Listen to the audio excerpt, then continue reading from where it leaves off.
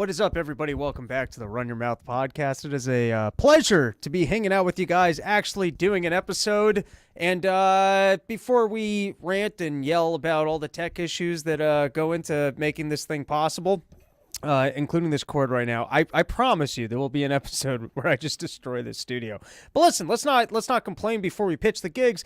Kansas City, Omaha, Nebraska. Those were some of the funnest gigs that we did all of last year. Going to be out with Chris Vega. Come hang out if you're in Kansas City or if you're in Omaha, Nebraska. Let's go.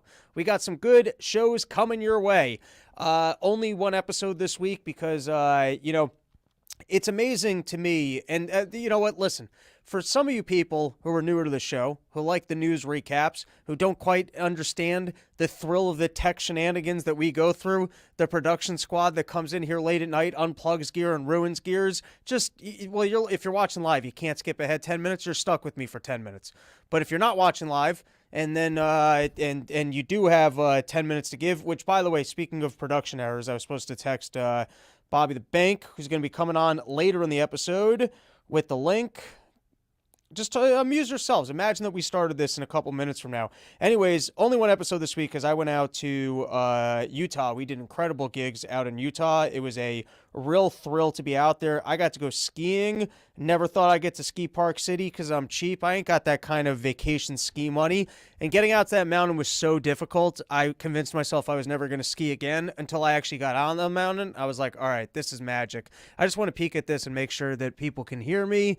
Yes, there we go. People can hear me. We are cooking. Anyways, I spend hours putting together all my gear, bringing it all out there, making sure you got the things that you need if you're doing live podcasts or the things to record, the this and the that's. And then in this instance, I forgot, I don't even know how it happened, but the little conversion piece for your laptop charger somehow got left behind. So I couldn't get on my laptop for the 3 days I was out there, which was kind of nice. I got to eat Morio Delta edibles. I got to ski. I got to do stand-up shows. Believe me, I like that lifestyle. But anyways, and then I went to, I finally tracked down a Best Buy. And you ever have this when you go into a Best Buy and you find the one autistic kid who really enjoys working there and he gets really excited about the gear that you need and you're like, okay, this guy's going to help me out, but then he just ends up wasting your time more than other people. And then last night I was in here, I was putting the episode together and then everything's laggy. I got these two giant TV monitors because I went cheaper than getting giant computer monitors. Don't do that move. I got a computer monitor trying to interface with the two TV monitors. They don't like to play together. One's like, I'm a TV, I'm a computer. You can't mix this. There's no LGBTQ for computer monitors and TV monitors. The two, they don't want to interface with one computer at the same time. And so accidentally, I deleted the entire presentation. I forgot about that because Google Docs automatically saves stuff. So usually what you got to do is you have to create a new document. So then that's the way that if accidentally you make a change that you don't like, all you do is you make a copy and you label where your copy was. I never have to do that I do that for like end of year thing with all the hours that goes into putting those things together. You don't want to lose all that work. I do that also with, I've got an ongoing comedy document, 300 pages long. I don't know what's in there. I never read it. There's really no reason. There's no reason why I have 300 pages of jokes. It's just duplicates. It's a sloppy mess, but it makes me feel good that I get to hoard all that stuff. So that one, every time I go to a new city, I make a new copy of it. These presentations, I managed to delete the whole presentation. I think I should have gone live just so you guys could have seen how I wasn't fun angry. I was more depressed and wanted to cry angry. That's not fun to stream. Nobody wants to see that. But listen, I'm staying, and that's why we got Bobby the Bank coming on. I'm staying focused because at one point, Run Your Mouth Enterprise is going to be at a point where I get to walk into an office of people and I get to yell at all of them, and then I can just drink all the time. They can put words up on a teleprompter. I can just read those words and be the fancy guy at the office. Everyone's got to wear suits at this office. We're going old school. We're gonna have hot secretaries. You're gonna walk into a room. Everyone gets quiet because they don't like you because you're the boss. That's the way it works. But listen, it's nice. You give everyone something to talk about at the office. Everyone in the office, they get to talk about how much they don't like the boss. You give them a paycheck. You walk into a room. Everyone gets quiet. You're like, that's weird that they get quiet. Then you make jokes. Everyone has to laugh at your jokes because you're giving them a paycheck. They got no choice but to laugh at your jokes. That feels pretty good. And then you get your minions and your people to yell at. So you got to have a vision board of what you're looking for in life. And I want an old school office, hot secretaries, maybe little people running around with telephones. That was always really cool at the beginning of that Hunter Thompson movie. Right? I like that. I like that. I like taking phone calls from a cell phone on a pillow that's brought to me by little people. I like having hot secretaries, and everyone's got to wear suits that it looks like a Wall Street floor for no reason, and I get to yell at people. All right, I got to take this Zemo out because I'm getting a little bit too amped up here. New sponsor coming on board soon. Better than Zins, I promise you. And that, oh yeah, one more computer problem. I've watched too much porn on my other computers. There's no porn problem on these computers. There's no porn being watched in the office. I share the space with another individual. He's a nice fellow. I'm not going to do that to him. But my computer at home has gotten so laggy, I might as well have a girlfriend and just have fights with her because I would lose less time and be less frustrated with how laggy that laptop is. That's what women should be doing. If you're a single lady, you should be cold calling men and asking them if they're having lagging problems with their computers and if maybe they would like to upgrade to an actual female and stop watching porn. That might be a decent pitch. I'm just saying, if you've been single a long time and you haven't tried cold calling, I've cold called. I've done it, and it works shockingly well. You would think, who's answering their phone in the middle of their meal and actually giving their credit card to a person on the other voice? And if my shrieky, horrible, pacey voice of panic can convince someone it's a good idea to give them a credit card, believe me, you can convince a guy to stop watching porn on his computer to get over the lagging issues and tell him you have an actual vagina. You think someone doesn't want that phone call? Hey, is your computer too laggy because you've been watching too much porn? Well, I have a real live vagina. Would you like to take me out on a date and pay for everything and maybe not get laid? Because I know that sounds frustrating, but it's actually less frustrating than the current thing that you're dealing with. All right, so now let's get into our actual episode here. And while we're on the topic of things that are frustrating, I like to document the stupidity that we have to deal with on a daily basis, because I think that we have to call out these little stupid things. We have to defeat little stupid, because you know what it is? It's an agenda by government to normalize stupidity. That's what it is. It's socialism. It's the out branches of socialism that they give free money to every corporation. They don't necessarily need profits. They wait for these bailouts. They wait for COVID to come along. They wait for these things to come along so that you get your payment protection programs. Everything's going to come down the line. It's just going to bail out these corporations. So along the way, they get to make these decisions that are just mindless, are unbelievably dumb. And you know what that does? It helps government out because it normalizes stupid in our everyday lives. It gets us living a life where things make no sense and you just have to look past it and pretend like it made sense to you. And I would love to be a stupid consultant. I would love to sit in on these meetings and go, hey guys, you know, you've got a shower here and you've got a glass part that's only next to the shower head, which is not where the water's going to actually spray. This is the Fairfield Marriott something or another, I don't know, one of these branch hotels. And there you have the shower head on the wrong side of the glass, flooding the bathroom. How many old women are going to die in Fairfield Marriotts because they're flooding their own bathrooms? Usually I have to use all the towel for the urine I put on the floor when I miss the toilet late at night. That's usually what I'm using most of the towels on. And by the way, it's incredible how many towels I use one towel a month, which I know is disgusting, but every time I try and purchase more towels, I end up throwing out the towels because I don't want to wash towels. Towels are the most annoying thing to do your laundry with. They take forever to dry. What am I going to hang them off the balcony like some old lady? I'm not doing that.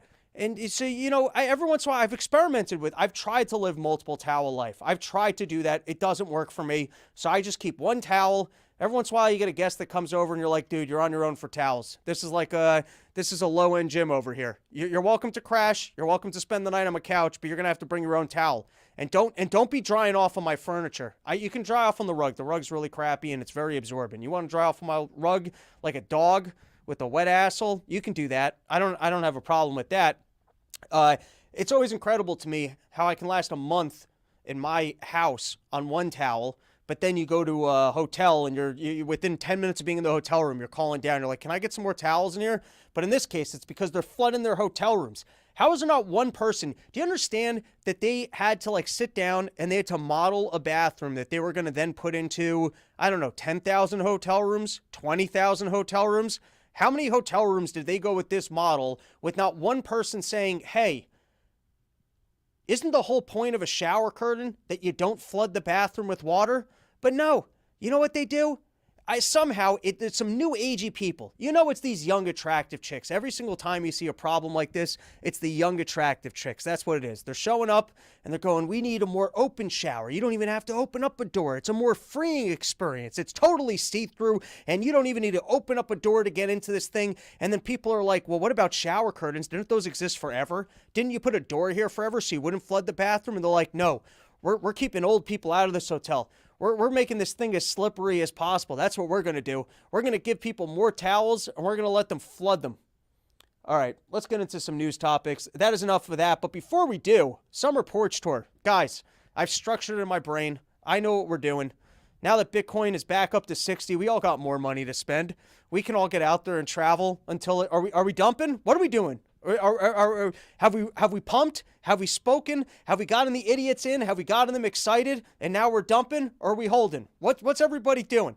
Because there's a part of me that learned my lesson the last time when it got up to 60. I was really exciting when it got up to 60.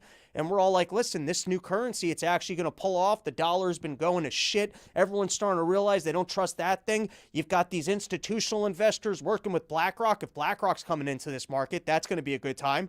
If BlackRock...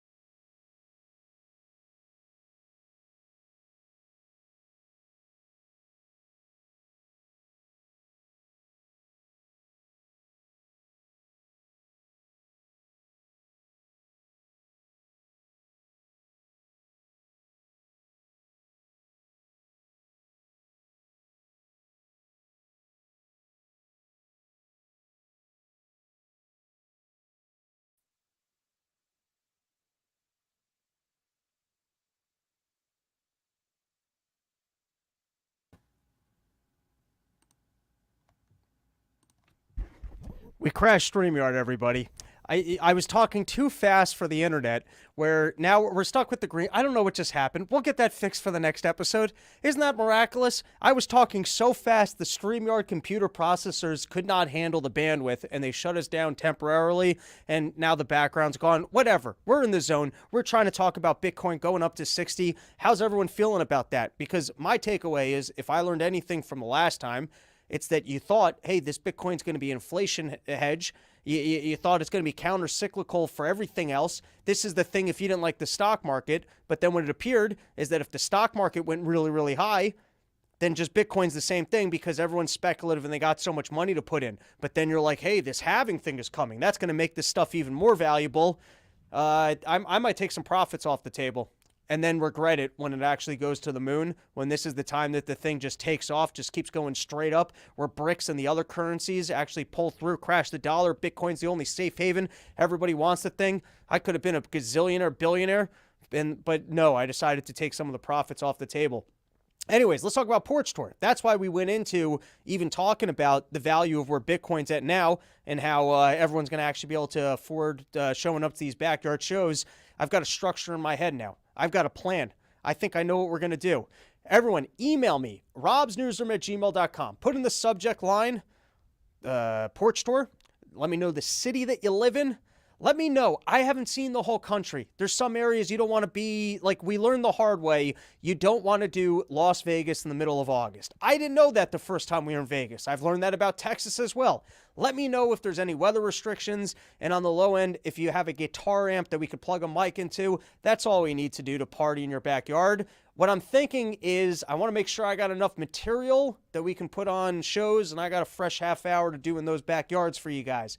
So all the things that we did out west and like all of that stuff, we're probably going to stack for like September, maybe even end of August.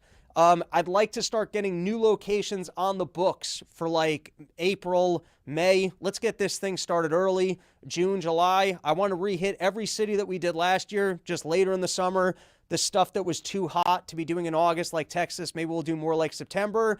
And anybody that I haven't hit up, there's so many cities that we haven't porch toured yet in. We haven't brought porch tour to all sorts of locations across this great United States of America. I've never toured the Carolinas. I want to get down there. I want to do that whole circuit. So I want to do more in Florida. You know how many cities I haven't played in Florida? We did Jacksonville last year, but there's got to be like 40 other cities in Florida that we could be doing in April and May. So hit me up. Let's get this show on the road. And now, you know what? I'm going to walk over there because you don't need to see me in front of this. I had a minute ago, I was hanging out with Joe Biden eating ice cream cones and Nikki Haley relaxing in a hot tub. We had a gorgeous background back here a second ago. Let's take a couple comments, and then we'll actually get this show started. All right, what do we got going on in here? Holy shit, Robbie is in holodeck. I don't know what that is. You got to work out the bugs. Takes time. I know. You're telling me. RYM is one of the best shows to be entertained and learn something. Isn't that the facts? Mike Hager saying... putting up the fire signals, and then that life rap saying come to Atlanta. Atlanta's top of the list because we did not do Atlanta last year. Atlanta always has good crowds, about 70 people. I will go back to that small theater, which has been a cool time, but on the same note, I would love to do a more authentic Atlanta porch tour. So if anyone's got a porch out in the Atlanta area, top of the list, we will make it happen. All right, let's get into the news. I do have quite a few topics that I would like to cover. And for people who are not familiar with the show, this is the show. This is where it finally starts. So let's start with, we've got Joe Biden eating some ice cream cones. Some asshole actually interrupted him as he was about to take a bite of ice cream. Don't do that to an old man. How many more ice cream cones does this guy have left? And the guy loves them. Don't stop a guy right before he's about to eat an ice cream cone and ask him intense questions about Gaza. That's not cool. Let the guy enjoy his ice cream cones. And you know what I'm thinking? I think the the Biden rebrand for 2024 might just actually work.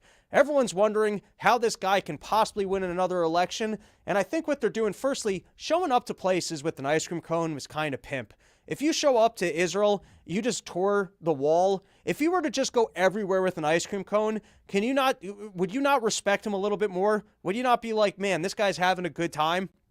Showing up to world meetings, actually sits down with Putin to make conversation about how they could de-escalate, but he sits there the whole time with an ice cream cone. Every time he runs out of ice cream, they just bring him a new one. Maybe to make sure that he's got enough ice cream for a full meeting, they just put the 3 scoops on it. I think there's something kind of pimp about that. I feel like we could all be like, oh, that's a power move. I feel like, if he showed up to these negotiations with the Republicans, at some point you just watch a guy continuously lick something in front of you. You're like, all right, you can have it your way. And then here's the other thing that he's doing, which I think is a good rebrand. I think that this could potentially work for him. And this is him on one of the late night shows. And you guys can tell me if we don't have sound, because if the failure of the green screen today is an indicator of our tech, you guys let me know if we've got sound on this. There's something that I've been it just speaks to the era we live in now. There's a Dark Brandon conspiracy meme. And this is something that you seem to have a lot of fun with. You've co-opted. You've co-opted Dark Brandon. This is a yard sign. And do you enjoy playing around with the Dark Brand meme? No, I resent the hell out of it. Okay.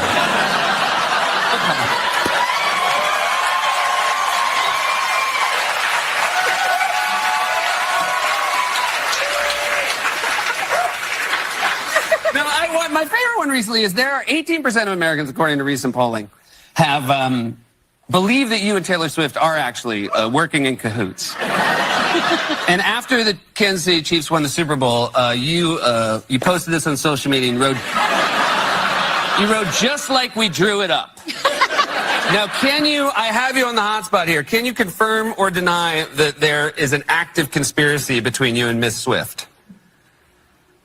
Where are you getting this information? It's classified. It's classified information? That's classified You won't share it with us? I'm not gonna, but I will tell you, she did it.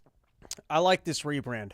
Just throw on the glasses and say, that's classified. Whatever anyone asks you, that's classified. You sit there, you eat an ice cream cone, you get uncomfortable, you grab the younger lady sitting next to you.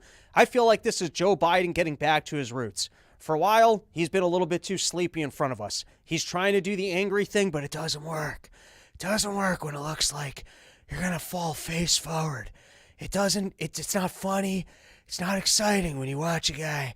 It looks like, he's talking. He's just going to shrivel in nothing and fall asleep, right? But you throw the glasses on him, you give him an ice cream cone, you get him touching younger women. That's old school Biden right there. I feel like this could reinvigorate the entire campaign. Show up everywhere, have an ice cream cone in your hand, whatever they ask you, go, hey, that's classified. A little bit more exciting than sitting in your basement. And now, sure, all sorts of people have been concerned about Joe Biden's health, but luckily, he went to see a doctor, and you know what it turns out? He's healthier than I am. He sat down with what must be the best doctor in the entire country. I mean, if we've got a doctor for the president, that must be the best guy. And the doctor went there, he reviewed all of Biden's everythings, and it comes back, he's healthier than me. He's got hair. I don't have hair. No heart murmurs. I got so many heart murmurs. His brain's working perfectly. That was actually a section. It was a section in there where it says, Joe Biden's brain works 100% perfectly. There's no reason for anyone to question it. Now, Mitch McConnell not making Biden look good. Mitch McConnell is stepping down. He's going, you know what? It's time for the kids to take over. I don't have it in me anymore. That puts a little bit of pressure on Joe Biden. Isn't that amazing when your legacy becomes, all right, listen, the guy kind of sucked, but he went gracefully. You have to at least give him that. When he started actually just freezing on TV like the lizard he is, he finally realized it was time to step down. Unlike some of these other people, you know what it is? It's because maybe McConnell has enough of his wits about him to be like, you know what? I don't think I should be doing this job anymore. Unlike Joe Biden, no dignity, just keeps going. But then maybe it's because Biden hasn't quite had the moments on air where he freezes in the same way that Mitch McConnell does. But on the same note, that's because when Joe Biden's on air, it's like the way you dangle things in front of someone, or you give like smelling salts to someone to try and keep them awake. They've got people yelling at all times right in front of Joe Biden to make sure that he can't actually fall asleep on camera. And so this was one of the latest incidents of refusing to answer questions from the Oval Office. Let's give it a watch.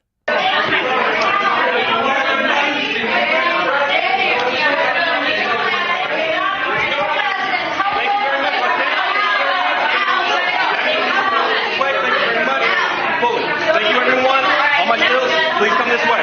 Thank you very much.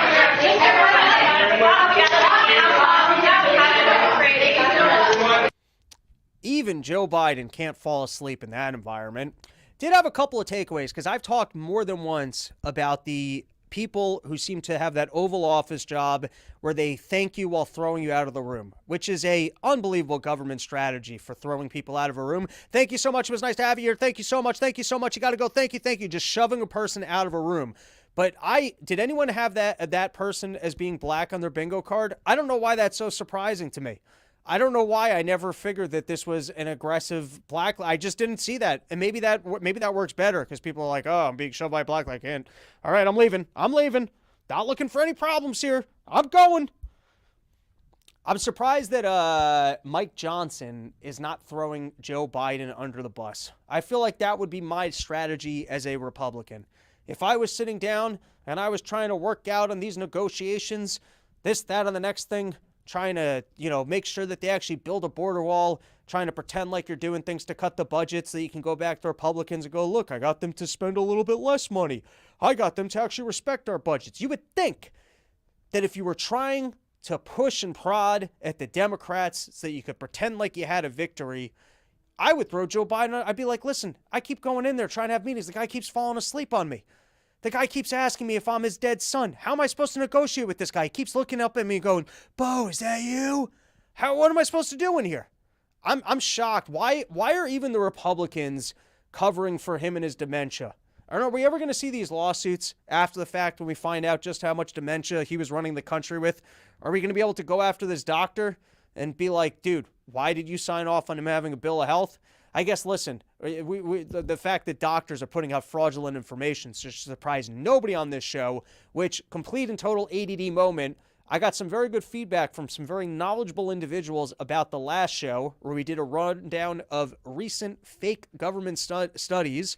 And maybe we'll make that a monthly segment. So, guys, start emailing me, robsnewsroom@gmail.com, if you come across complete and total horseshit studies that are obviously fabricated and faked or trying to work some sort of an agenda. Maybe we'll start doing that as a monthly show. All right, and then the other Biden news is that they finally got to have a deposition with Hunter Biden. I mentioned this briefly. This was very odd because for a little bit, there was a retracted, I believe. Sometimes it's hard to, with all the shenanigans and the people yelling from the Oval Office that you got to get out of the rooms, the not answering of the questions, the people saying, I never said that when they clearly said it. Sometimes it's hard to keep your facts straight on everything. But from what I remember, the Republicans have been on the case of Joe Biden for a long time. And they keep saying that it's very clear that this family has been making funds illegitimately, that they've been selling access, that Hunter Biden's out in the world representing his father, cutting him 10%. And the most flagrant and obvious one that we saw was when Joe Biden admitted in front of an entire stage of people, I will hold back this funding. And unless you fire that prosecutor, and he goes, guess what? They fired that prosecutor. And that's why while his son was on the board. Seems pretty darn flagrant, right?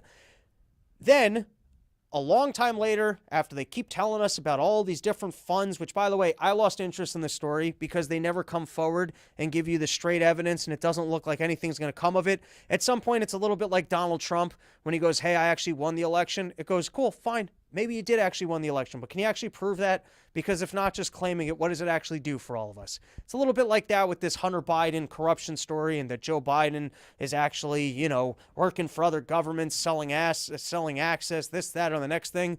At some point, can you actually prove it, or are you just stringing the story along? And it kind of feels at times, and I'm not saying that the Joe Bidens aren't the guiltiest or the most corrupt ever. I have no idea. It's a reasonable claim. I don't know. But it was a little bit like what they did with the Hunter Biden laptop story where they kept telling you, oh, the most scandalous information, the bombshell proof is on here, and then they just kept showing you hooker pictures. It's like, guys, if you actually have this thing, can you keep telling me that you're going to show it to me? That gets very annoying. So anyways, the Democrats seem to be pulling a dirty trick here, where the Republicans have had all sorts of evidence and reasons that they say that we need to open up an impeachment inquiry so we can actually look at the, bank records and prove once and for all that it's very clear that Joe Biden's been being bribed and he's been selling off access and taking illegitimate payments. Now, I don't think that that case will ever happen because all of these people are being bribed all the time. Every book deal, the Obama's Netflix deal, the deal that Al Gore worked out for that cable channel that later became Al Jazeera.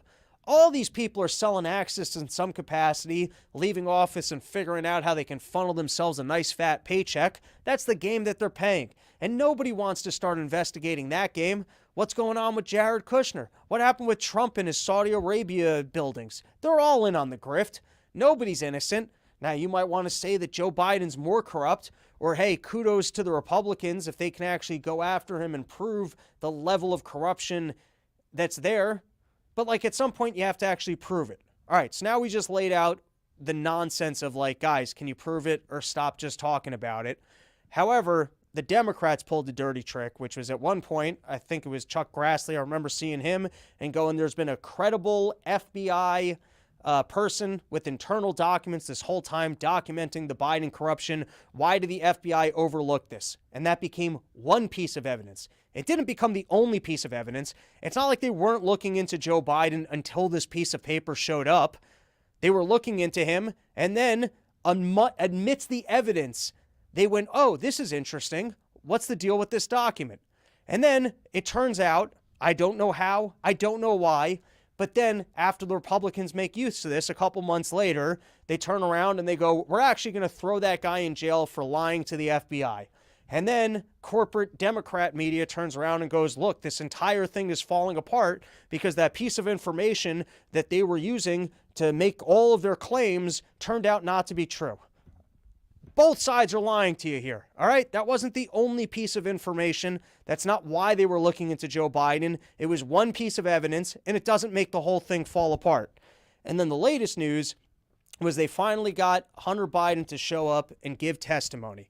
And so it was behind closed doors. You and I, we weren't there. We didn't get to watch this testimony. And in classic fashions, you get the Republicans going, we really got this guy now. Oh, if you guys could have seen this testimony, everyone would agree. If you guys could have heard and seen what we've seen, you'd all go, we've got to push these people off the boat. These people are the most corrupt that's ever been, and if you could have watched what we had seen in that testimony, nobody in their right mind would possibly think that this guy can remain in office because he's the most corrupt that's ever been. And then you get the Democrats coming out and they're going, oh, this whole thing just fell apart. If you could have seen what I had seen in that room, you would realize that these dirty Republicans and their meaningless investigations, we need to put an end to it immediately because this man in recovery, trying to overcome his drug addictions, live an honest lifestyle as an artist, just making nice finger paintings and selling them for all the money, you would know that you got to leave him alone. And really what this does is just reinforce something I've been saying for a long time, which is if you're going to involve yourselves in crime, you got to make sure that you've got a drug addiction to go with it. If you want to be able to somehow spin, hey, that wasn't me, it was temporary insanity, I was on crack that whole time, we all understand that crack's an addiction, and you can't possibly blame me for the crack that I chose to do and get myself addicted to and the decisions I made while I was on it. I mean, why are drug dealers in jail? Why can't they just be like, hey, listen, I was on crack back then. You can't judge me for what I was doing while I was on crack. I mean, how many crimes took place because some guy got drunk and decided to kill his A? I usually don't get that angry that I actually kill her, but I was drunk that night. Or why are drunk drivers even in trouble? Why are we ever holding anyone accountable for what they might have done while they were on narcotics? Because what I'm learning from Hunter Biden is if you could sit down and say, I was a different person back then, I'm a changed man, even if you don't do crack, maybe what you got to do, it's kind of like the great Patrice O'Neal joke. If you've never seen it, where he talks about that I'm going to ruin the joke. Oh my God, am I going to ruin this joke? Because I'm in news mode right now. Go look it up. He talks about making sure to have receipts and getting into fights with bodega owners so that if in any incident they're looking for some black dude who committed a crime, he's always got the proof that it wasn't him. So this is like that, right? Of trying to tie it together. You don't even need to do the crack. You just got to get yourself arrested for the crack. You got to have the crack on you. Don't ever do the crack, but just have it documented that you were living a crackhead lifestyle. And then if it turns out that you were involved in all sorts of scandalous crimes, you have to go, wasn't me. That was that other guy who was doing the crack. All right. And that concludes. Oh, two more things. And then I see Bobby the Bank is waiting in the wings. And then we've got all sorts of other news topics to cover. But this was James Cramer. He's been the guy who's been running the Republican show of trying to detail all of the Hunter Biden corruption charges. Let's give this a little bit of a watch. All right. Well, thank you very much for being here this morning. Obviously, this is a big day. This is the day that the House Oversight and Judiciary Committees will be deposing Hunter Biden. We're deposing Hunter Biden because he's a key witness in our investigation of President Joe Biden. Our committees have unearthed substantial evidence of President Biden and my problem with James Cramer is that he talks like a slow-talking cattle auction guy. If you're going to buy this cow, we're going to put it up. I hear $5, no, maybe $10, no one wants to do the $10, all right, maybe we'll get it back down to $5. And so he just rattles off all of these charges. They're just like, I can't follow the story. Can you just simplify to me? Do you have bombshell evidence, or can we move on with our lives? His family's corruption. The Bidens created 20 shell companies. Keep hearing about the 20 shell companies. All right, who knows? Maybe he ends up proving it. And then here was the response from AOC and Mr. Raskin. They do their fancy walk up to the camera. Everybody shuffles in, and they let you know that what happened in there previously was bombshell proof of the Republicans harassing a reformed drug addict. All right, that concludes our first segment brought to you by YoDelta.com. Let me tell you, I was out skiing. All I did was I brought myself a little bit of a watermelon slice. You nibble on that thing, that's all you need for a whole weekend. And now we've got our other fine sponsor of the show coming on. Let me make an adjustment here. Hold on one second, Mr. Bobby the Bank. Yo, what's going on, Wait ladies a second. and gentlemen? Is that the new blue hat? I like that. Okay, well, I'll send you one. And No, maybe we could just do a little run your mouth patch on the side and be done. That's a beautiful hat right there. okay, good. I'm glad you like it. I had a hand in designing it myself, but It's gorgeous. Maybe what we could do, maybe I'm pushing my luck here. I would wear that 100%. I love it. It's just beautiful. take the sheath off. No, maybe we could do a second one without the sheath so that it's Yeah. easier for me to wear on other shows. Yeah, absolutely. Too easy. All right, look at that. But people, that's how you close deals right there. Yes, it's the little behind the scenes for the people. How we doing? Yeah, the tech errors. I built myself this fancy podcast studio, and it's almost becoming its own sitcom of how every single week something else fails on me. And so today was the background, but Yeah, I we were see in the that. we were in the middle of the show when the green screen went out, and I was just like, I'm not stopping. I'm flowing right now. We're cooking through information, so green screen or not, let's do it. Roll with it, baby. Yeah, Ab- we just had some customers walk in, and I'm like, oh shit! But I got my dude Brandon taking care of them. This guy's wearing an iron neck hat. Do you know what an iron neck is?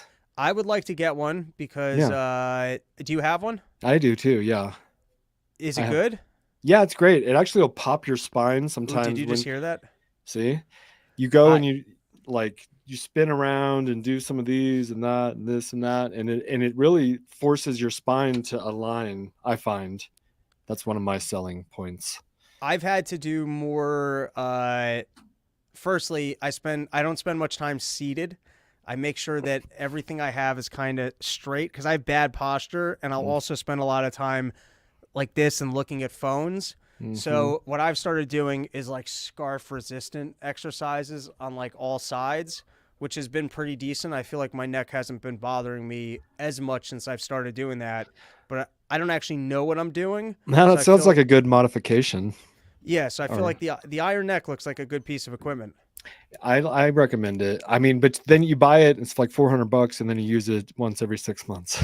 Oh, you know what? It's what the thing is. You got to make the things easily accessible so that you actually just kind of, you know what I mean? Like if that was right to your right, that you could just get up when you're bored from your desk and just, I don't know how, is it not easy to just put on and use?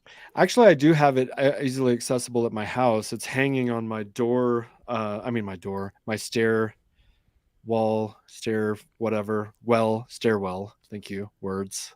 And so it's right there. I just don't really think about it until my back starts hurting or my neck starts hurting, and that's when I go use it. I don't use it preemptively. I've gotten much better about stretching as I become more of an old man. And things 32. hurt. Yeah, exactly. So, the back pain just settles in at around age 35 for Jewish people. Stomach problems start at 30. The back pains come at 35. I lost my hair earlier than I was supposed to, but at least I have the dignity to shave it off. These other Jews, they rock they got the yarmulkes. They think that you don't notice. And then they got the comb-overs. It's no good. So yeah, I've started, I do my daily, like 20 minutes of stretching even before I work out. It's very, very not cool, but I do it. do. Yeah, when you get older, you got to loosen up that blood flow. Check this out. I got this from the UFC. It's a card, okay? And it says, "Welcome to the UFC family, Robert. We are excited to have you as our newest partner. Can't wait to see the partnership flourish." Suckers, you didn't get one of those. There you go. How is the UFC partnership coming along? It's been so good. They're so cool. Conor McGregor's management reached out to us. He wants $250,000 for like 2 posts on Instagram. But Right. we're talking about doing a revenue share. Like they're being really cool. A lot of the BKFC bare knuckle fighting champion just reached out. Right. And all these people are like coming out of the woodworks because we're working with the UFC. We are the official underwear partner of the UFC. And we're in the Octagon. We're on Dana White's Contender Series. That the show, The Ultimate Fighter, we're going to be in the show in the Octagon. we can't guarantee that they'll be wearing underwear, but our logo will be in the octagon. And the whole point of it, also the main point, is that it's generating revenue. Because when are you gonna have the Sheath jet that I can get an invite to the private box at a UFC event and ball out with my friend Bobby the Bank? I was gonna say I have a private box for you, but that's so corny. So it's on my vision board, the planes, and it's been on my vision board for a long time. In fact, I'm writing this speech also that talks about the golden apples from the Garden of Hesperides, as it will seem no more than my just reward. And to me, the golden apples is a metaphor for private jets, chauffeurs, servants, mansions, and plenty of money left over to do whatever I want, like do good in the world and like help people.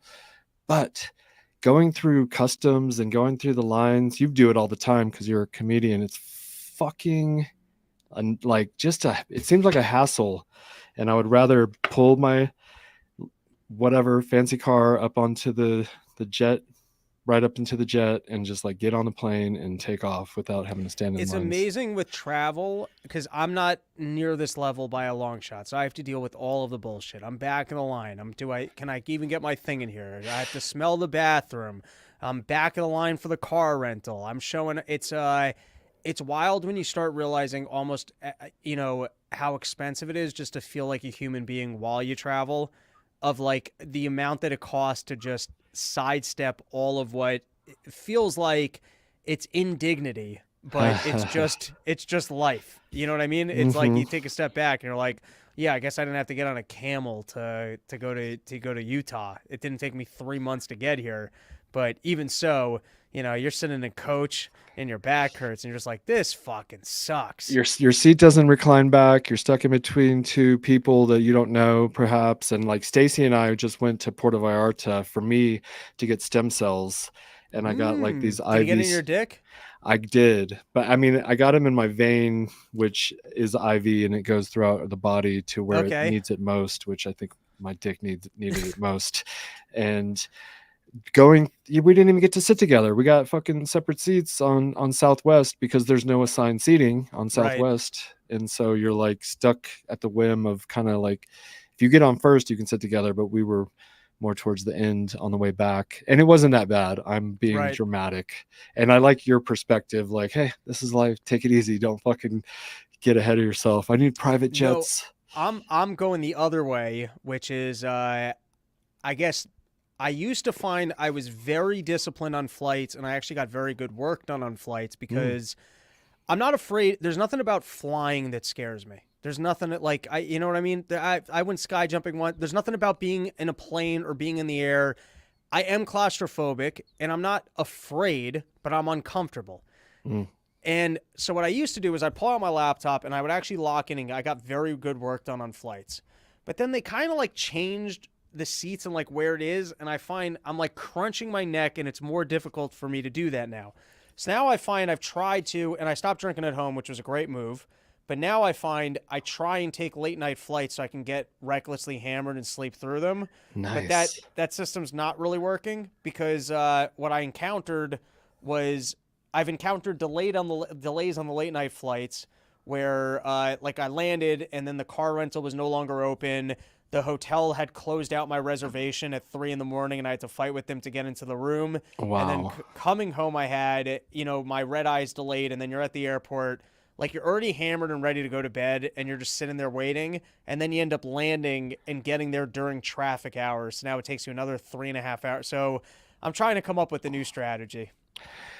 Well, make more money. That's the answer. Yeah, that's the answer. That's always been my go-to. Just keep making more money. And because we were, when we got up at 2 to be on the plane at 4 to take off at 5. And then we got there at like 2 p.m. or something. But then when you get there, you're like dead tired, and there's like these crowds of people, and you're in a country you're not, familiar with, and they like cart you over, like, hey, come over here. We're going to, tell you about Puerto Vallarta or whatever. And I was just like, I need to get to my hotel. I'm trying to go take a nap. And you're like trying to sell me something. And same thing happened at the hotel. They were checking us in, And the guy was like, okay, your room will be ready in 15 minutes. Go talk to this dude. And then he tries to sell you on a timeshare. And I'm like, I just got here, dude. Also, I don't know why hotels don't realize this, but there's something about trying to check into a room that just has a laxative effect. And you're like, guys, you you don't know what I just went through to get here. Just get me into that. I'll come back down in 20 minutes. You can pitch me on whatever the hell you want. But right now, give me my fucking keys. Exactly. They need to expedite that check-in process. And then they wanted us to check out. They're like, to check out, you need to come to the front desk. I hate it. I'm just leaving. I don't want to check out. That's a you problem. Exactly. I think checkout counters at hotels should be replaced by robots. I once was at a ski place. I showed up. I put in the information. It shot out a key. Good to go. I don't need the explanation of the elevator's over here. The food's over there. Do you need a tour? Have you ever stayed with us before? The elevators were I don't need it. Just give me the key. Let me get into the room. I'll move on with my life. Yeah. Put a map of the room where the rooms are. Well, I do want to tell everyone we got a lot of new stuff at sheath.com. We purchased sheath.com. So make sure you go to sheath.com or sheathunderwear.com. They both go to the same place. And tomorrow we're coming out with this new, it's called the Sweet Leaf pair. I should have showed you what it looked like, but it's like marijuana leaves on it. That's fun. Yeah. Hey, behind closed doors, I went on the website yesterday. I wanted to order more of the long johns, and I only saw the larges. Do you have any super secret stash in the mediums? I think I might. Yes. But barely. My fucking guy is like having the hardest time checking this guy out. And I could see the guy getting checked out. He's like, fucking come on already. All right. I'll let you go do your thing. Thank you for joining us. And we'll do it. Quick business tip, though. What was that book? Tell everyone the book that you're reading. And they're walking out. He got it taken care of. But The Greatest Salesman Alive by Og Mandino. It's like super thin. And you read, like, it's kind of like The Alchemist, if you kind of have read that book. Have you read that book? I don't think so. You got to read that. I've seen it on the sales book lists, like of great books. I don't think I've ever read that one though. Read The Alchemist. I've been watching too much Trump that I've started doing this even when I talk. Hey, it's the biggest. Anyways, this is the smallest book, and but you get to when you get to the scrolls of ancient wisdom. There's 10 scrolls that you're supposed to learn from. And the first scroll is like the most important scroll because it's going to unlock the secret method to learn the next 9 scrolls. So I'm on the first scroll. You have to read it 3 times a day for 30 days to let it seep into my subconscious. And I'm already like doing kind of well. So it's kind of weird because it's like I've suffered the wounds of failures for so long that, I need to change my life and create these new habits. But so it feels a little bit off, but I think as the other scrolls are released or whatever, I'll be able to gain some wisdom. It was one of my earliest open mic comedy jokes. I was reading How to Win Friends and Influence People, and right in the introduction, he says that in order to get anything out of this book, you're going to have to read it twice to understand it. I was like, if I got to read your book twice to understand it, you have to write a better book. Well, some people aren't as clairvoyant or smart or whatever as you are, and it takes a while to absorb. I'll tell you another book, because sometimes I'm like, all right, if you're selling me on self-brainwashing myself with, I'm being very cynical right now. I'll admit to it. I like it. And by the way, every once in a while, I'll pop on, and I think of you every time I do. Sometimes when I'm stretching, I'll listen to some Napoleon Hill. Yes, the best. And it's always good, and it's always repetitive, but it's always good. Like, always good. And by the way, I'll even sometimes go back and listen to speeches from Zig Ziglar. Yeah. And I haven't done that in a while, but I used to like cleaning my apartment, listening to some Zig Ziglar, and I've listened to all those speeches, so I fully understand the value of re-listening to these things. But with that said, I once picked up. I went through a bit of a stage where I liked Grant Cardone. Mm-hmm. Me too. And every time I saw him in an interview, people were asking him like what he recommends is the best books, and he kept saying Dynetics, right? Yep. Now, Dynetics is the big Scientology. book of Scientology. I didn't know that, but I was curious. I was like, man, Grant Cardone, what does he like about this Dynetics book? And the first thing he says in that book is something like, if you don't understand a paragraph, don't move forward until you can understand it. And I was like, fuck this book. Uh, I can just tell that's some manipulative horse shit. That's not the way I read. That's not the way I've ever acquired information in my entire life. And also the little bit of a takeaway I had from that book was that it was kind of a diet version of other Eastern philosophies that I'd read, where I was like, all right, well, this guy ripped off some decent things. I didn't read that much of it, by the way. I read the whole thing, Dynetics Really? by L. Ron Hubbard, and it talks about becoming clear. You know, the clear. You want to remove all the trauma in your life so that you can access your full potential. And they do these readings on you and they work on you, but you have to pay them exorbitant amounts of money. And I never joined, but I've always been interested in You've considered different it. religions. You might not want to float that out there. You're going to start getting calls from the Scientologist people. They were sending me stuff for like a decade, but I mean, look at Tom Cruise. He's a good example. I heard he's leaving though. Okay. I don't know if that's true. I heard getting rid of trauma, we got to go down to South America and take some ayahuasca and purge it. That's what I've heard.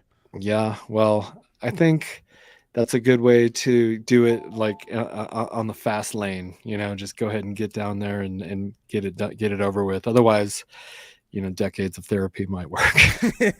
All right. That is Bobby the Bank. Everyone, sheathunderwear.com, promo code RYM, longtime sponsor, 3rd year on the show. We're going to get the limited edition hat soon with the RYM 3 on the side, and there'll be some opportunities on Porch Tour to get a hat. All right. Always a pleasure. We got some more news to cover, so I'm going to let you go. Peace. Thank you, everyone.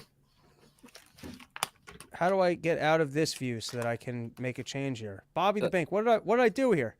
Remove. There you go. Sorry, I didn't mean to hang up on him. All right, let's get back into the news topics that we were covering. Let's go. Oh, man, we're making all sorts of changes here. Here we go. All right, so the other thing out on the election trail is I have some advice for Nikki Haley. Because firstly, I read this. I thought this was so great. You know, Trump just has his way with people of pegging them with the nickname, and you're like, that's a good one. And I've always looked at Nikki Haley, and I always thought, well, I was saying that she was starting to look like Marv from Sin City, that the more she seems to lie and protect the deep state, it's like Pinocchio, where her Jay Leno chin just seems to be forging and really coming into its own. And I always thought she kind of had a vulture-like appearance to her. But then you get this from Donald Trump, and you're like, don't repeat that.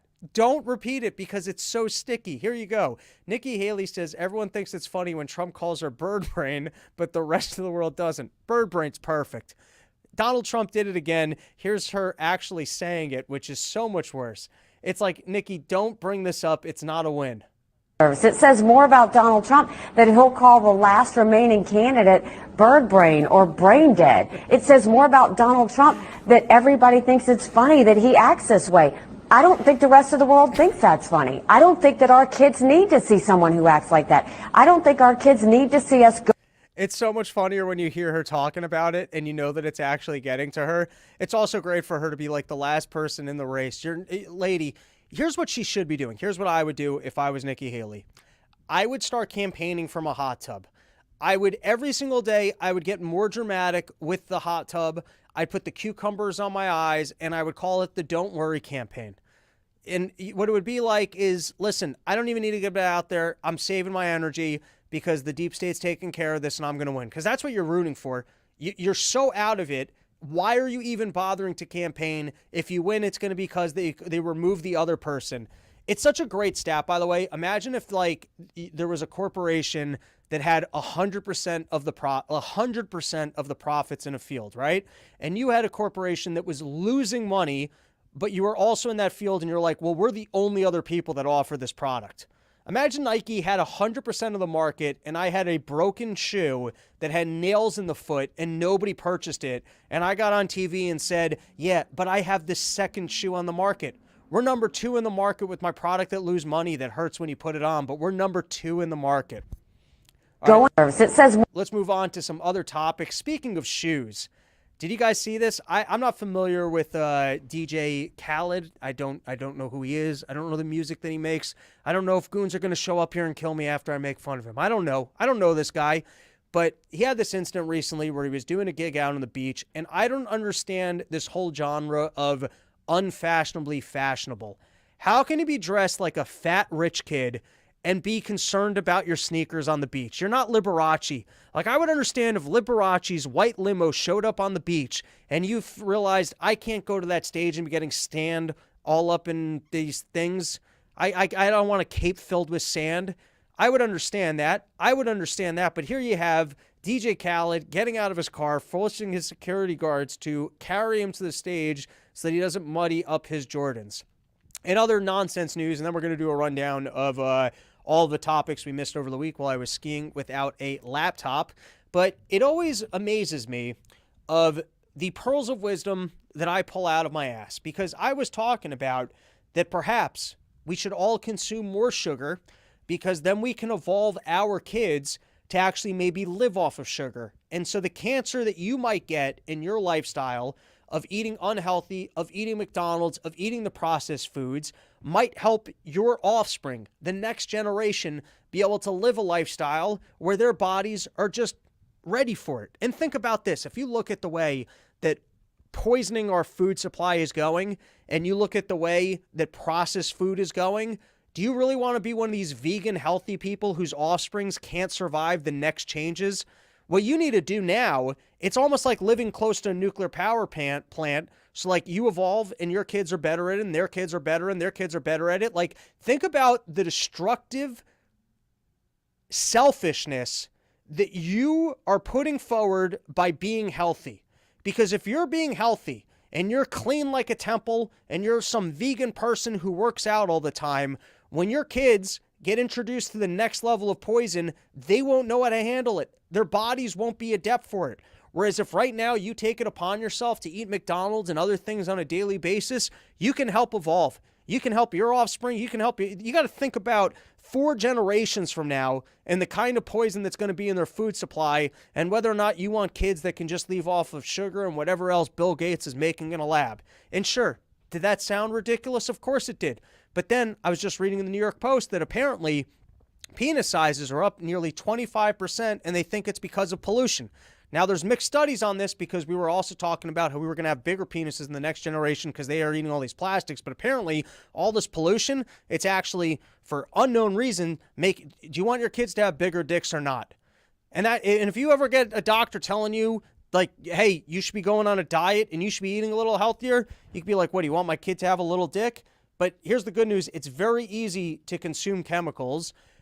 This is from The Hill. Boiling tap water may be solution to microplastics. Wait a second. Are we really living in a third world country that you can't consume the tap water because of the microplastics? Worried about plastic pollution in your tap water? Try boiling it. A new study suggests boiling tap water can destroy at least 80% of 3 of the most common plastic compounds that can be found in your water. I always like that. Are they in my water? Or are they not in my water? And then this was in the Washington Post. I get their little email with their briefings. Boiling drinking water can remove most microplastics. The details: you can get rid of nearly 90% of the tiny plastic particles by boiling and then filtering the water. That's a lot to do. That's a lot that you have to do in order to be drinking tap water. Did they write this article in Afghanistan or Nigeria or something? How polluted was this, from Flint? How polluted is the water that you have to both boil it and filter it before you're consuming it? But once again, you know, if you want your kids to have some bigger dicks, go ahead, drink all the tap water you want. A new study found, but that may vary depending on where you live. Good. So it's only some areas in the United States where you both have to boil your water and then filter it. Is it worth doing? The health impact of drinking these plastics isn't fully understood, but the boiling strategy is easy to do and could have other benefits like killing germs. Wait, there's also germs in my water? I mean, how poisonous is the water? You know, they're always saying, hey, without government, who's going to bring poisonous plastic water into your house? Next up, we've got Rand Paul talking about you know what? Let's watch it first. So I travel to Washington every week from Bowling Green, Kentucky, where I live, and then I return at the end of the week. And I've been married 33 years as of last week. And I get home and I think, you know, when I knock on the door, my wife lets me in, I think, well, she'll have my slippers, maybe a hug and a kiss, maybe a martini. And you know what I usually get when I get home? I open the door and you know what she says to me? How come Anthony Fauci's not in jail yet? How hot is Rand Paul's wife? Tell me that doesn't get you juiced up for your lady, where she's like, you can't come back into this house until you've completed your mission of getting Fauci into jail. And I think that Fauci going to jail would be cleansing for this nation, because as I argue with relatives at meals who have just gone on from the COVID thing, they still think the vaccines were a good idea. I'd like something more in their face, a better receipt to go, I was right, you were wrong. I would like that satisfaction. I would like to actually see, and that's the problem with these old people in office. That's why you only get power when you're really old, is so that you get so old that people are like, yeah, can't we just let this slide? The guy's an old person. That's why everyone in office should be capped at 85, so that we don't feel bad prosecuting them. Let's continue.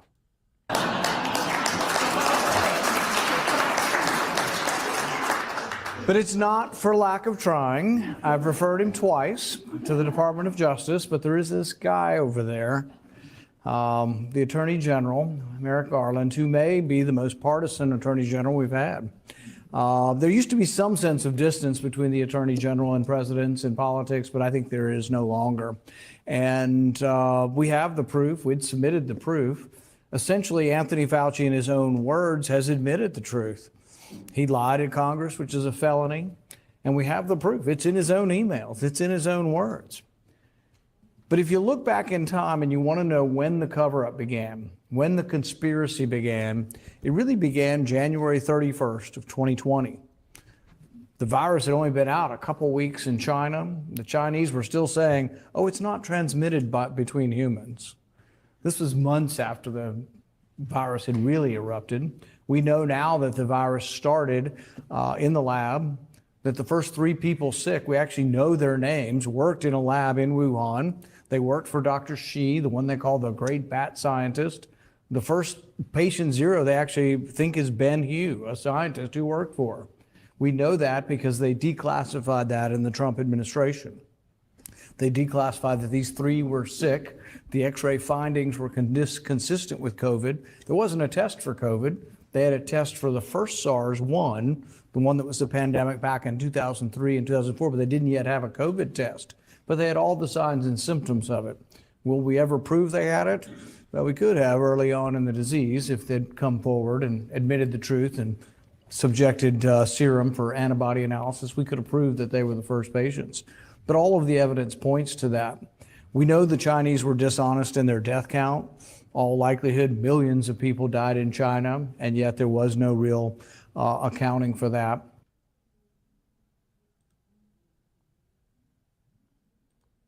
There we go. Rand Paul laying out the facts, telling us that he's still on the case, and hopefully, if Donald Trump gets into office, we'll have a new AG. They actually will prosecute Donald Trump, but will prosecute Fauci, but I think we all know that is not going to happen.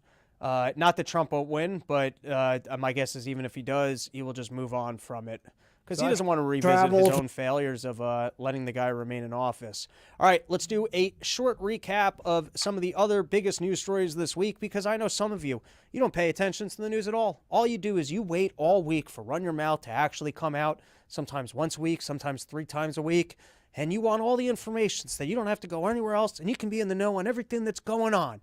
And so here you go. We're going to do a short recap of all the other biggest news stories from the last couple days. And then we're going to close the show out with one other segment. I don't remember what it was. All right, let's start with some Supreme Court cases. First, you've got the immunity claim for Donald Trump. And this one's interesting because it seems like they are going to take on whether or not Donald Trump is immune from being prosecuted. I think that they probably will discover that at some point that it's historically, we don't go after previous presidents. The idea that they can't be prosecuted at all seems odd because I'm not the first one to say it. That means that they could probably just take the SEAL team, send them to people's house, drone American citizens. That would probably go too far in terms of saying that the president can't be prosecuted in any capacity. But anyways, they're going to address it. However, they've postponed when they will address it. So the whole Jack Smith trial will probably take place after the election and will be irrelevant. The other big conversation going on right now is online censorship. I haven't dug in enough. It is pretty interesting to me. We've all seen social media companies, and it would seem like they are working for government or under the pressure of government switching up the algorithms, removing information, making programs like this less accessible. I can tell you, I saw numerous strikes on this channel during COVID. I feel at times like there's still a bit of a shadow ban on the channel, and there is no question about the fact that big time information. I mean, the biggest one was the Hunter Biden laptop story was taken off the internet. Donald Trump was removed from Twitter on the basis of a statement he made about hydroxychloroquine supposedly being dangerous, and then it turns out that that study was flawed. We saw countless examples of truth being removed from social media basically under the pressure of the Biden administration. And so now they're exploring whether or not, social media companies are more like a publisher, they're more like a utility company. Are they like the phone lines that a terrorist can call up another terrorist on the phone lines? And, they don't monitor phone lines or at least they don't publicly monitor phone lines, but AT&T doesn't monitor phone lines and go, hey, that terrorist just called that terrorist, so we're going to discontinue your service. I can have any conversation I want over a Verizon phone line, and they're not going to turn off my phone line on account of the fact of the jokes that I make to my friends, the conversations that I make to my friends. You can make illegal plans on your phone lines all the time. It might not be smart. The government might be monitoring it. They might secretly find other backdoor ways to then, find you in trouble. But the phone companies don't have a responsibility to remove you. It just exists. It's a highway. Whoever wants to get on the thing gets to be on the thing. So I guess the conversation here is internet more like that, or are they more like a publisher, in which case they would have the ability to remove people and information. Like I said, we will dig in more. I do have a couple clips and arguments that we will play in a minute, because even amidst some of the preliminary information, I was seeing some interesting arguments. The next one, also coming up in front of the Supreme Court, is a conversation about the legality of bump stocks. I think that's what they're called, because obviously in this country, while we're supposed to have a Second Amendment, the right to bear arms, well, they say that the machine guns are just too dangerous. And so people keep augmenting their guns. You've got pins that apparently you can throw into, even though that's not what this case is about, into your pistol so that it will fire a whole clip, or the bump stock, which bumps off your shoulder so that your hand automatically hits the trigger. You don't even need to pull the trigger, allows you to unload clips quicker. And so that one's in front of the Supreme Court as well. The latest in Israel is ceasefire talks. You've got Biden eating ice cream cones, saying hopefully by next week, saying that he won't send more arms over there unless with the contingency that Israel actually is, better in not killing civilians and using them. We'll see how all that plays out. And of course, you've got Netanyahu bombing the entire area and saying, we will not stop nothing for nobody.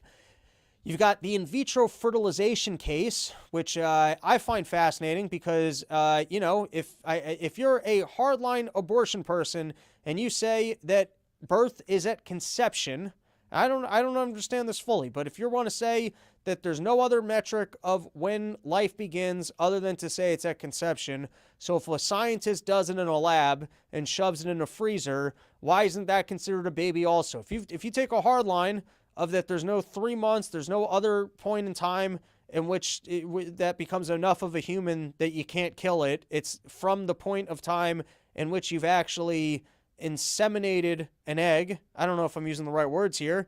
So if in the in vitro fertilization process, scientists are adding sperm to eggs, and then that's the beginning of that process, so are they allowed to destroy them? I believe that's what that case is about. I haven't dug in yet. Like I said, this is the short section. I'm just letting you guys know the headlines that existed. In Illinois, they're taking Trump off the ballot because he was involved in an insurrection, which it's a little bit rich for them to do that in Illinois with all the shootings going on, to say that Donald Trump and what they did was violent. You got stock market at all-time highs. We talked about that a little bit at the beginning of the show. This one's wild. We've been talking about how at the beginning of the Ukraine war, we banished Russia from our payment systems. And what we've done is we let people know that they might not have access to our currency. And did we have a leading position where everyone's using our currency? We're able to rob them of our wealth. We're able to ship them our inflation. And are we weakening the United States by creating more incentives for people to, rely and utilize different currencies? Have we ruined the status of the U.S. dollar as the now oil contracts are being priced into other currencies? And so Janet Yellen's taking it even further, where the billions of dollars that have been seized of Russian assets that I guess were in American banks, she's saying we should hand this to the Ukraine. The Ukraine's in a war with Russia. Russia's done tremendous damage to the Ukraine in this illegal war, so maybe we should just give them those funds, which long-term would probably be a pretty terrible escalation in terms of people not wanting to keep money with us. And then lastly, you've got presidents going down to visit the border. You've got Biden going down to where the wall actually exists to go, everything's fine here, man. I don't know what everyone's complaining about. It's pretty great out here. All right, and then we had one more topic I wanted to get into. Supreme Court weighs bump stock ban. I thought this one was pretty funny. So the guy who was arguing for why people need the bump stocks, once again, I think, you should be the guns are to keep the government in check. That we should be allowed to have all the guns and there shouldn't be any restrictions on them. Shouldn't have to go get a permit. Saying, hey, a permit because we need to make sure reasonable safety. Well, who gets to define reasonable? I don't know. If a government can't force everyone to even get an ID to vote because it's racist to get them IDs, well then what's the process for reasonableness or swiftness that government's not impeding my constitutional right to bear a gun? I mean, I live in Connecticut. I have to get them. They got to take my teeth. I got to take a phone call with the person. I think the highest paid person in the state. And he's got to screen me, talk to me about my relationship with the neighborhood. I got to go take some classes. I should be able to just walk into a store, buy a gun, and be done with it. What right does government have to stop me from what the Constitution allowed me to do? But anyways, in this case, I thought this lawyer made a bad argument, and I thought the response was pretty funny, so I'll give it a read.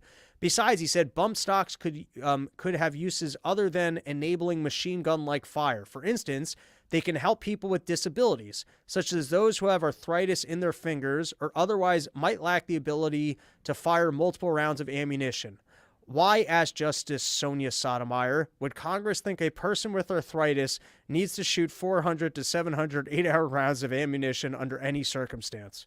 She has a good point. I mean, the entire conversation is backwards because I shouldn't have to prove to you why I should be allowed to do something that the Constitution said I was allowed to do. But this guy did pick a pretty bad example of, well, if you limit the power of the Constitution, people with arthritis won't be able to shoot machine guns. And she's like, well, do people with arthritis need to shoot machine guns? I mean, the answer is, I guess, why should people with arthritis not be allowed to shoot machine guns? And can you defend your removing of their rights? But for me to put forward, hey, you need to change this law so that people with arthritis can shoot machine guns, not the most convincing of arguments. All right, let's listen to this, and then I think we're going to wind it down because I'm running out of steam here. But this is Amy Coney Barrett, and she's a smart lady. She was grilling the I guess people trying to defend the social media companies from the new laws, which this is where it gets a little bit tricky because we don't want government regulating the internet. But do we want government stepping in and saying that tech companies are not allowed to censor you? That's an interesting question because it's not really regulating as much as forcing them to be more free. Or if you take just a step back from there, maybe we don't want government regulating or interacting with social media companies at all, because if we were to actually just create some sort of a safeguard or fine or prosecution for government officials pressuring social media or social media interacting with government for guidance about what it should be removing from its platforms, maybe that would be enough that we could just have a more open or better internet. In terms of just listening to this, I thought that these were some good questions from Amy Coney Barrett, and it gave me a little bit of, while I haven't dug in, it'll be interesting once this ruling comes out and to read through it and see some of the arguments. I thought that this was interesting and that the conservative judges might be leaning towards a decision that would actually make a more open or freer internet. That's enough of me characterizing these statements. Let's give it a listen. Speech? Well, it might be, Your Honor, but again, in Twitter and Gonzalez, the platforms told you that the algorithms were neutral methods of organizing the speech, much like the Dewey Decimal Well, that's not System. what they're saying here. So let's assume that what they're saying here, that they're organizing it, in ways that reflect preferences, that are expressive of their terms and conditions. In that event, do you think it would be editorial control in a First Amendment sense? No, and I think it's important to separate the organizing, and I agree with Justice Jackson that it's important to separate the various functions. The organizing function from the hosting function, and this is a point that Professor Volokh has made in his article that we cite. I mean, simply because they are required to host certain speech, that does not actually meaningfully prevent them from organizing that speech. So I think the court has to separate out regulation of the organization from simply preventing them from censoring. And the reason, Your Honor, it is different from a newspaper, I think, is two principal points. First, we've been talking a lot about selection, but second, space constraints. Space constraints are something that this court in Fair and in Tornillo relied on as one factor that is relevant. And the social media companies don't have any space constraints, which means that a requirement to host an additional piece of content is a relatively less. Well, let me just interrupt you there. I mean, Justice Sotomayor pointed out that even though there may not be physical space constraints, there are the constraints of attention, right? They have to present information to a consumer in some sort of organized way, and that there's a limited enough amount of information that the consumer can absorb it. And don't all methods of organization reflect some kind of judgment? I mean, could Florida enact a law telling bookstores that they have to put everything out by alphabetical order and that they can't organize or put some things closer to the front of the store that they think, their customers will want to buy? I think first, let me just take a step back, because one of the problems here is we don't have any information in this record on their algorithms. It's very difficult for us to pick apart what exactly the algorithms are doing. You certainly could imagine, I think, to be candid, an algorithm that could be expressive. As far as we can tell, if the algorithms work, though, in the manner that this court described them in Twitter versus Tamina, they look more like neutral ways to reflect user choice. And I don't think there's expression in that. Now, you can imagine a different kind of algorithm. If it were possible to have an algorithm that made a website look like a newspaper, that would be different. But again, I think the question of All right, I got to pause here for a second. And firstly, I'm a dumbass. Maybe this was actually the person representing Florida, just based off of the last question. But the point I want to bring up is that I'm really losing steam. We're gonna do more of this on the next episode. You see, you yelled. Maybe what I should do is yell for the first 45 minutes to nobody, so then you guys can have a calm me, and then it could just be a more even and balanced, like NPR type show, where you're like, wow. Look at how smooth and coherent this person is. Slow talking in a way that I can really absorb these ideas. This is a clear train of thought. And you're like, no, I was yelling for 45 minutes. All right, anyways. What's interesting about this is that the guy is clearly lying, and that I think we all know that the algorithms clearly do not just display the information that's on the internet. It's not that you just post and then it's made available. Particularly YouTube clearly highlights some things over other things. I've even seen it in shorts. I'm trying to put up more shorts, and if I put up shorts that are more offensive, they get seen by 0 people.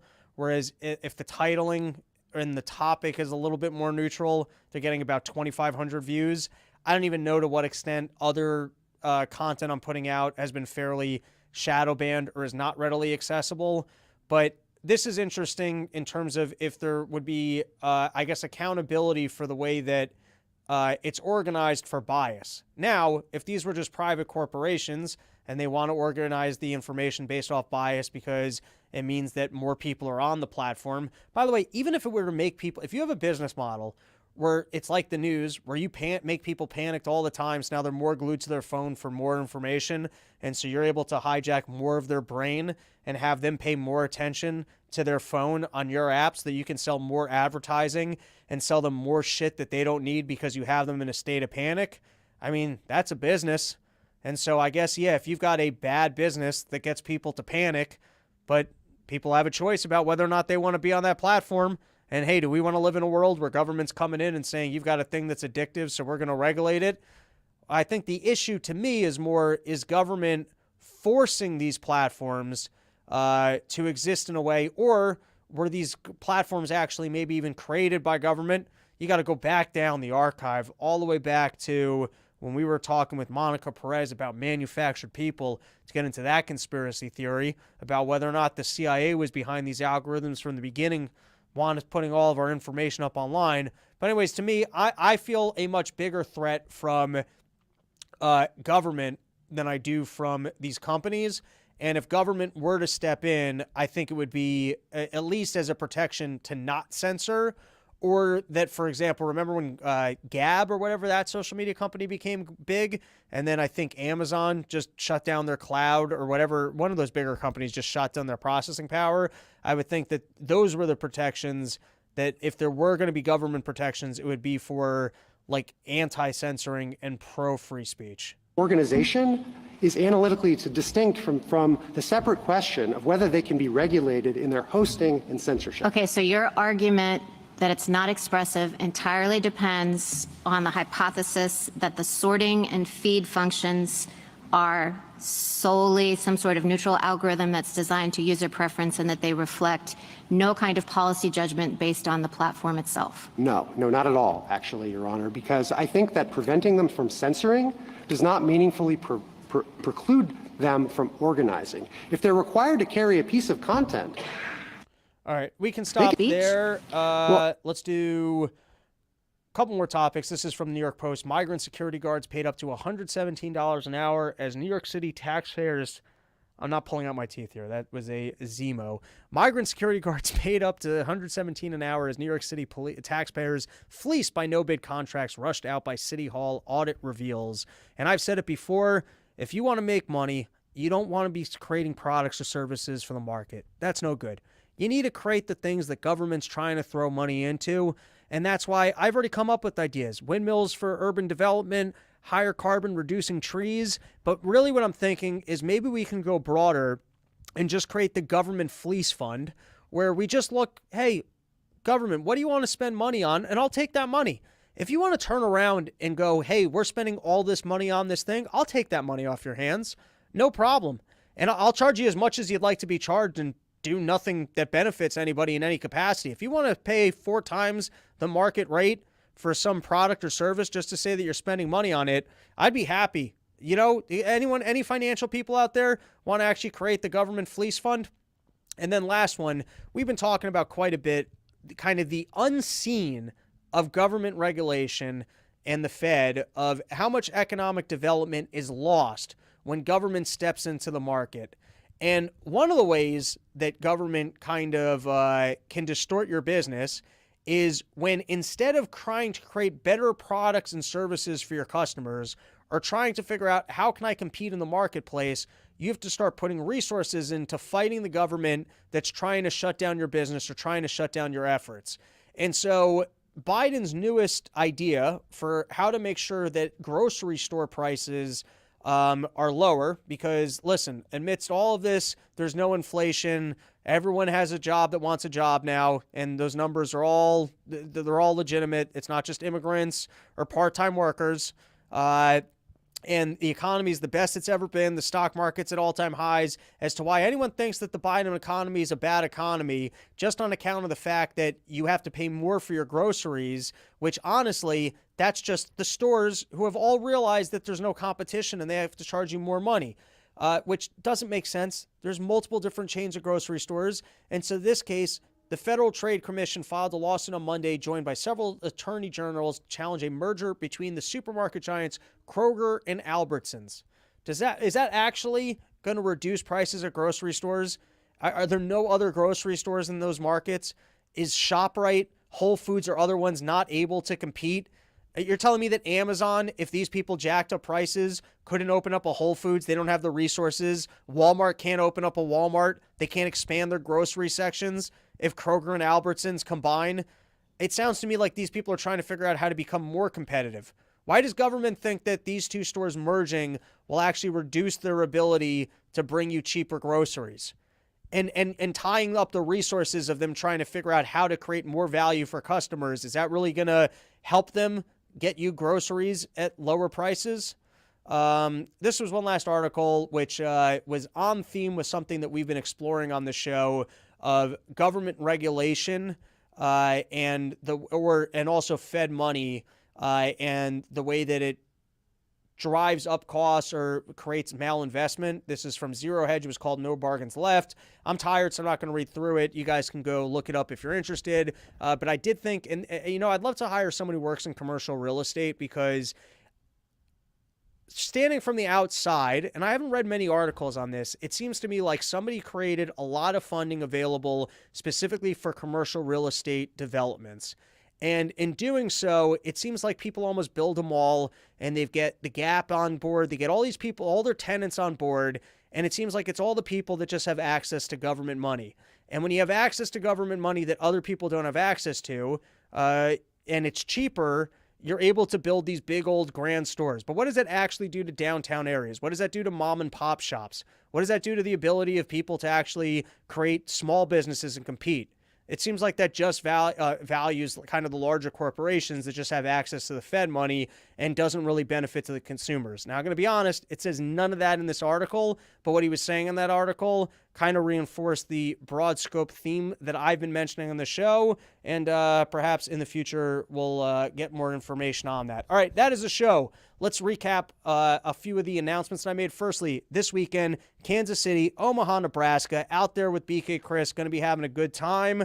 Got some new material I am working on, very excited about, and some of the harshest or, most on-theme jokes with this show, I don't do in the comedy clubs. I do them on the independent headlining shows, so come out. I got all sorts of stuff that's been working, that's been polished, and I got some new ideas that I'm really excited about. So come out. Last year, Omaha, Nebraska, and Kansas City, they were highlights of the whole tour. They were an absolute blast. They're in independent venues. It's just us. It's going to be the Meacock Gang, the hardcore Run Your Mouth fans. We've got gotta leave the room. Going to be hanging out, drinking. The Omaha one is a part of an LP event. It's going to be a good time. So if you guys are living in those areas, show the support. Come say hi. Hand me some silver. That was cool, Roscoe. I hope to see you again.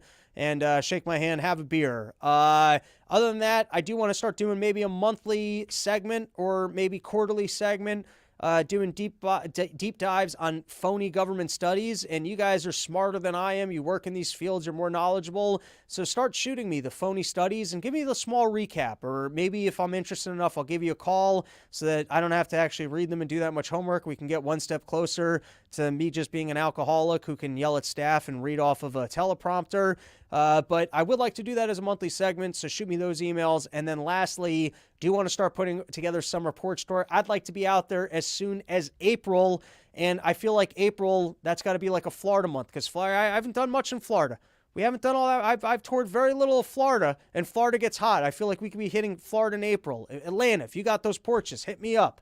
I want to do all the Carolinas, that whole region. We haven't done anything in the Virginias or the Carolinas. Maine, Vermont, I don't know. Wherever the hell I haven't been, shoot me an email, robsnewsroom@gmail.com. And then if I've toured your house before you're interested again, email me. There's some classics I hope to return to. Sandpoint, Seattle, Portland. Those were all great last year. And they're fair weather, so we can be doing those in August. Some of the places that are way hot, like I experienced last year, your Arizonas, your Texases, your Las Vegas, probably do that more like September, October. But I would like to start being on the road every single weekend, really getting out there, touring, working on some new material, possibly putting out a half hour. So hit me up, robsnewsroom@gmail.com. Support the sponsors, Sheath, Delta. That is the show.